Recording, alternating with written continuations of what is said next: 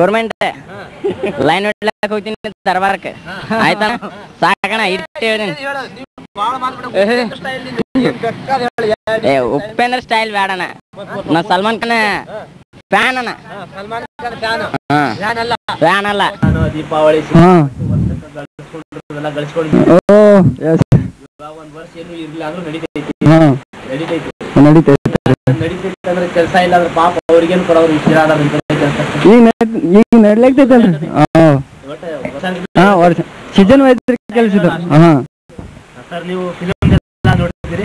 ಹಾ ನೋಡ್ತೀನಲ್ಲ ನಾನು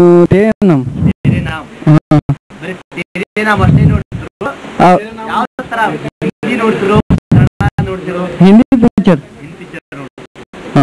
ಹಿಂದಿ ಕನ್ನಡ ನನಗೆ ಓಡಲಿ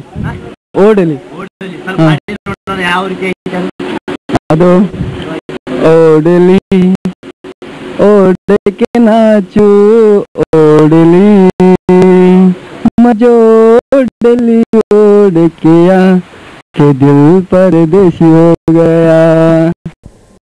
ಬಿಜಾಪುರದಲ್ಲಿ ಸಿಕ್ಕಾಪಟ್ಟೆ ಸಲ್ಮಾನ್ ಖಾನ್ ಬಂದಿದ್ದಾರೆ ನಿಮ್ಗೆ ಗೊತ್ತಾ? ಸುಮಾರು ಬಿಜಾಪುರದಲ್ಲಿ ಸಿಕ್ಕಾಪಟ್ಟೆ ಸಣ್ಣ ಪ್ರತಿಯೊಂದು ಕಾಲೇಜ್ ಸಲ್ಮಾನ್ ಖಾನೇ ಆಗಿಬಿಟ್ಟಿದ್ದಾರೆ ಇವಾಗ.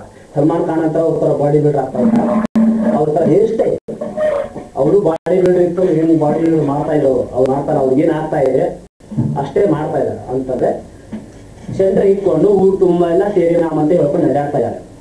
ಇದು ಸಲ್ಮಾನ್ ಖಾನ್ ತೇರಿ ನಾಮ್ ಪಿಕ್ಚರ್ ಬಂದ ನಂತರ ಮಾಡ್ತಾ ಇರೋ ಅನುಕರಣೆ.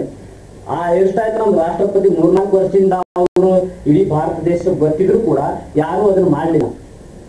ಆದ್ರೆ ನಿನ್ನೆ ಬಂದು ನಾವು 6 ತಿಂಗಳಿಂದ ಬಂದು ಈ ತೇರಿ ನಾಮ್ ಪಿಕ್ಚರ್ ನೋಡಿ ಹುಡುಗರು ಅವ್ರ ಅನುಕರಣೆ ಮಾಡ್ತಾ ಇದ್ದಾರೆ. ಇದನ್ನೇನು ಗೊತ್ತಾಗ್ತಾ ಇದೆ ಅಂದ್ರೆ ಸತ್ಪುರುಷರು ಮಹಾಪುರುಷರು ದೇಶಭಕ್ತರು ಯಾರು ಅನುಕರಣೆ ಮಾಡ್ತಾ ಇಲ್ಲ.